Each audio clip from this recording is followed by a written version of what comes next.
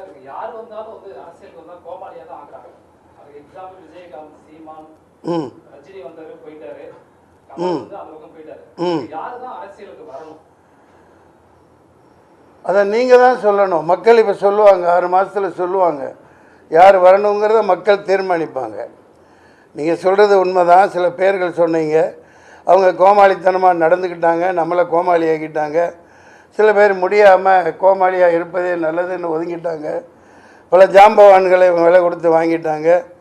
ஒரு மிகப்பெரிய திமிங்கலமாக முதலையாக அடக்க ஆள் இல்லைன்ற மாதிரி போய்கிட்டு இருக்காங்க. இது ரொம்ப நாளைக்கு இந்த பருப்பு வேகாது. 6 மாதத்தில் மக்கள் இதுக்கான தீர்ப்பு தருவாங்க. அது அந்த பாடல்களில் தான் சொல்லியிருக்கேன். ஏழை எளியவர் வரணும், குடியானவன் வரணும், தொகுதி மக்களுக்கு என்ன தேவையோ அதை இந்த தமிழ்நாட்டை உய்விக்கிறதுக்கு யார் தேவையோ அவங்க வரணும், ஏழை எளியவர்களை காக்கிறவன் வரணும். அப்படி சொல்லிகிட்டு இருக்கையில் அந்த ஏழையவர்களை குழிக்குள்ளே தள்ளி போட்டு புதைச்சி உடனே வந்து நின்று தான் நான் தான் காப்பாற்றுறேன், இதை பார் ஓடிட்டாப்பில், இந்த மாதிரி அரசியல் பண்ணிகிட்டு இருக்கிறத மக்கள் பார்த்துட்ருக்காங்க. I support to unconditional support to Vijay.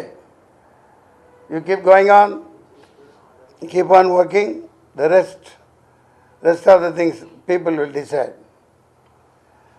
மக்கள் தீர்மானிப்பாங்க.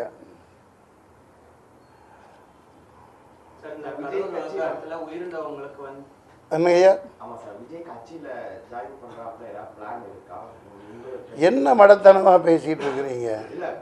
நான் வளர்த்து விடப்பட்ட தம்பி, நான் தான் இப்போ பேசிகிட்டு இருக்கேன்ல, என்ன கேட்குறீங்க? என்ன பண்ணுறது? இதை சப்போர்ட் ஒட்டுமொத்த மக்களே சப்போர்ட் இருக்குல்ல, அப்புறம் நான் என்ன பண்ணுறது? சொல்லு தம்பி. சார், இந்த கரூர் விவகாரத்தில் 41 பேர் விழுந்திருக்காங்க. அவங்க மரணம் தொடர்பாக நீதிபதி தலைமையில் வந்து ஒரு தனி நீதிபதி தலைமையில் விசாரணை அமைச்சிருக்காங்க, அருணா ஜெயசிங் தலைமையில். அதெல்லாம் ஒரு வெங்காயம் உரிக்காது. அதெல்லாம் ஒரு வெங்காயம் உரிக்கப்படாது. இதெல்லாம் ஏமாத்து வேலை, கண்கட்டு வேலை. அவனே கொலை பண்ணிவிட்டு, அவனே கொள்ளையடிச்சிட்டு, அவனே லூட்டி அடிச்சுட்டு அவனே பண்ணுவாங்க. இதான் பார்த்துட்ருக்கோம். தாக்குல என்ன நடந்துச்சு? வெளியிலேருந்து யாரும் வரல. அந்த காஷ்மீரி மக்களும் ஒன்றும் பண்ணலை. அப்பாவி ஏழை சாதாரண பிச்சைக்காரனுங்க. அடிக்கு 4 போலீஸ் நிற்கிறாங்க. புல்வாமாவில் என்ன நடந்துச்சு? சொந்த நாட்டு மக்களை காலி பண்ணி போட்டு குழிக்குள்ளே தள்ளி மண்ணள்ளி போட்டு அதில் தான் அரசியல் பண்ணிகிட்ருக்காங்க ஆள்றவங்க. நீங்களும் 4 அம்சம்னு வேடிக்கை பார்த்துட்ருக்கீங்க. அதெல்லாம் ஒரு வெங்காயம் உரிக்க முடியாது, ஒரு வெங்காயம் நடக்காது. சும்மா கண்கட்டு வைத்த கொடுக்கல. யார் கையில் போலீஸ் இருக்குது? முதல் பாதுகாப்பு.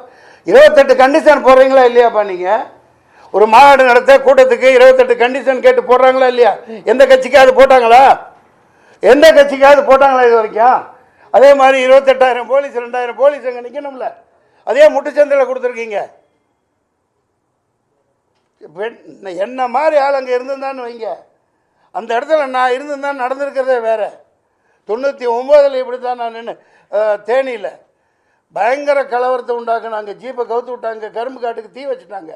இறங்கி குதித்து ஓடி போய் ஆளுகளோட ஜீப்பை நிப்பாட்டி வச்சேன், கலெக்டர் ஜீப்பு. அடுத்து அதை அணைக்க சொல்லி சண்டை விட்டு மைக்கை பிடிச்சி ஒரு சத்தம் போட்டேன். நடக்கிறது வேறு. என்ன போலீஸ் எங்கேருந்து வந்தானு என்னன்னு தெரியல, கட்டுக்குள்ளே கொண்டாந்தாங்க. கொஞ்சம் தவறு இருந்தால் அந்த விஜயத்தை அவனையும் போட்டு குழிக்குள்ளே வெளியே மூடி சமாப்தம் ஜனகனை பாடியிருப்பாங்க. இது அரசியலா? கேவலமாக இல்லை? அயோக்கியத்தன அரசியல் பண்ணிகிட்டு இருக்காங்க, ஏமாத்திட்டு இருக்கீங்க.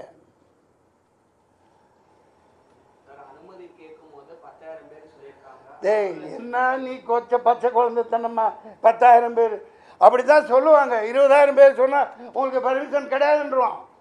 போலீஸை பற்றி தெரியாதா? போலீஸ்காரங்க நல்லவங்க. அவங்க என்ன செய்வாங்க? மேலே என்ன ஆர்டரோ என்ன உத்தரவோ அதுபடி அவங்க நடந்துக்குவாங்க. அவ்வளோதான் அவங்களால முடியும். அனுமதி கேட்கல 10,000 பேர் வருவாங்கன்னு அப்படி தான் கொடுக்கணும். அவங்க அப்படி தான் நடைமுறை. 10 பேர் அந்த கூட்டத்துக்கெல்லாம் வரமாட்டாங்க. எல்லாம் பிரியாணி போட்டணும், சாராயம் 100 ரூபா 200 ரூபா காசு, இதை கூப்பிட்டு கூட்டம் போடுவான். அவனுக்கு